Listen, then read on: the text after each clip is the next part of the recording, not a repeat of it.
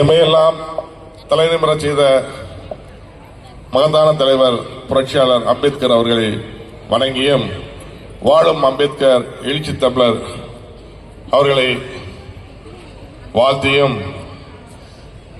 இந்த செயல் வீரர் கூட்டத்தை தலைமையேற்று நடத்தி கொண்டிருக்கும் நொலம்பூர் ராஜன் அவர்களே, இந்த நிகழ்ச்சிக்கு வருகை தந்திருக்கும் மாண்புமிகு அமைச்சர் அண்ணன் மா சுப்பிரமணியம் அவர்களே, ஐயா சுபவீர பாண்டியன் அவர்களே,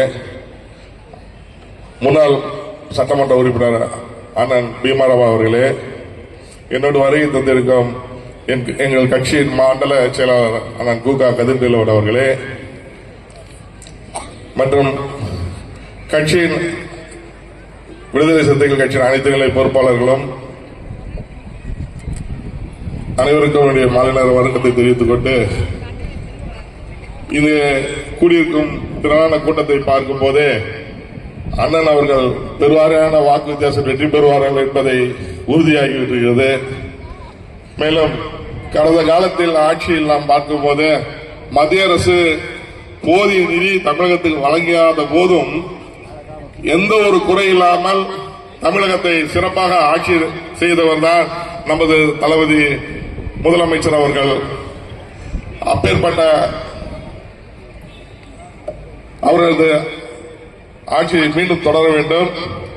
கடந்த 2016 முதல் 21 வரை இங்கே நடைபெற்ற மதுரை சட்டமன்ற தொகுதி என்ன முன்னேற்றத்தில் எப்படி இருந்தது என்று இங்கே இருக்க அனைவருக்கும் தெரியும்.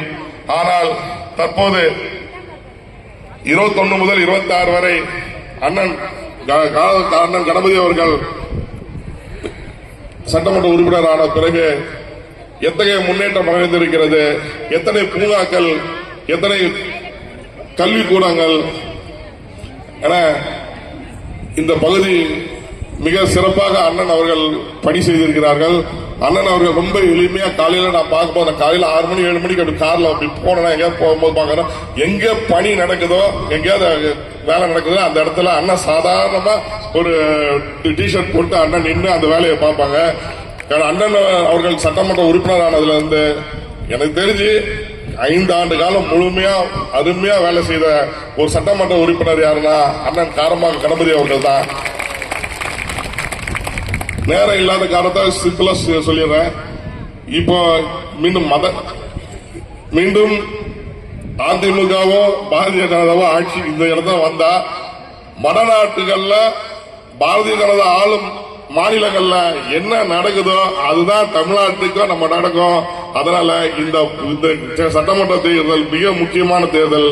நாம் 200க்கு மேற்பட்ட தொகுதியில் நாம் வெல்வது உறுதியாக இருந்தாலும் நாம் மிக கவனமாக இந்த 25 நாட்களும் நாம் அயராது உழைத்து இந்த மதசார்பற்ற கூட்டணியை மாபெரும் வெற்றி பெற செய்ய வேண்டியது நம்முடைய தயாய கடமை என கூறிக்கொண்டு, அண்ணன் காரமாக கணபதி அவர்களை பெருவாரியான வாக்கு வித்தியாசத்தில் வெற்றி பெற செய்வோம் என கூறி வாய்ப்பளித்த உங்கள் அனைவருக்கும் நன்றி கூறி விடைபெறுகிறேன். நன்றி, வணக்கம்.